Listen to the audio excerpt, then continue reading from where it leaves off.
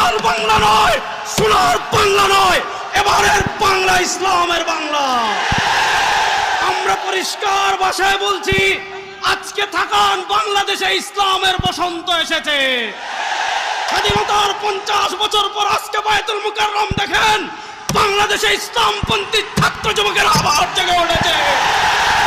সুতরাং আমাদের মেসেজ পরিষ্কার, আজকে বাংলাদেশে ইসলামের বসন্ত এসেছে। এই যে জোয়ার তৈরি হয়েছে, এই যে স্রোত তৈরি হয়েছে, বাংলাদেশে ইসলামকে যারা নিভিয়ে দিতে চান, আপনারা হারিয়ে যাবেন, ইসলাম থাকবে ইনশাআল্লাহ। সুতরাং আগামীর বাংলাদেশে আমরা ইসলামকে রাষ্ট্র ক্ষমতায় দেখতে চাই কি চাই না? আজকে বাংলাদেশে ইসলামের বসন্ত এসেছে। এই যে জোয়ার তৈরি হয়েছে, এই যে স্রোত তৈরি হয়েছে, বাংলাদেশে ইসলামকে যারা নিভিয়ে দিতে চান, আপনারা হারিয়ে